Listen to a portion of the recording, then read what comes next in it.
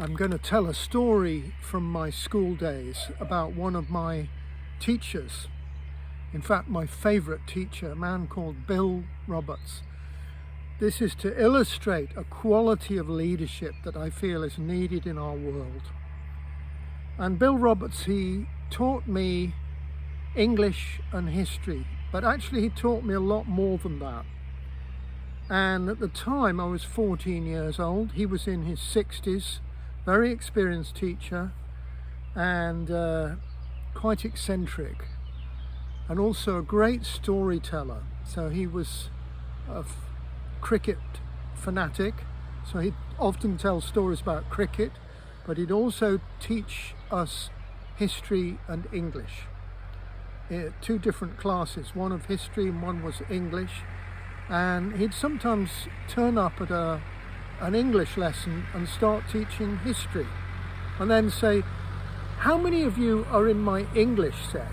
And we'd all put our hands up, and it didn't really matter the subject because it was more teaching in the more general sense. He was an educator. Education means to lead out, educere, as in duke, to lead out. A duke is a leader. Educate literally means to lead out. And so he had a way of drawing out from the students their uniqueness and their potential. How did he do this? I think first by being aware of the potential in himself and creating a space within himself and in the field, because when you create it inside yourself, you're also creating a space in the field. So he would ask a question without there being a right answer necessarily. He'd ask us a question, and then when people responded, he'd then ask another question to take us deeper, to make us reflect deeper. And this way of seeing the potential in each of us, it made a big difference to me, because at the time I really wasn't enjoying school. I felt quite lonely. I felt a very competitive environment. It was an all-male school, and quite difficult to bring your sensitivity out, to value sensitivity. It's a lot of competition between the young males and the teachers, most of them. So he had a way of seeing that, and he saw something in me and honored it and respected it and managed to call that forward. It made a huge difference in my life. And I think this way of leading out, leading forth, this way of education, it's needed in our world by our leaders, to lead out.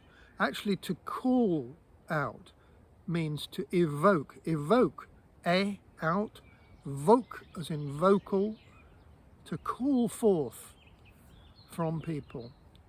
So we need the ability to evoke in our team, in our family, in our class, in our community, in our world, to call forth, to lead out from each other the unique, essential qualities that we all carry, because all of us carry a certain genius, a uniqueness that is needed in our world now. And we need to call it out of ourselves and call it out of each other to meet the challenges of our time, the challenges of the environment, the social challenges, all these different things that we have in our world.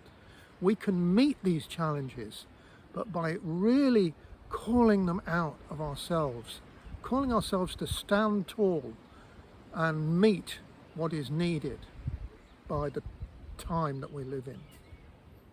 So this is evocative leadership, and of course I've been involved in evocative leadership mastery for some time. We study this in depth, but all of us can begin to bring this by creating space within us, by seeing the potential in ourselves and in others, and in calling that out. Maybe through questions, open questions, brilliant way of evoking each other. So these are some thoughts about evocative leadership and educative leadership. Thank you for watching.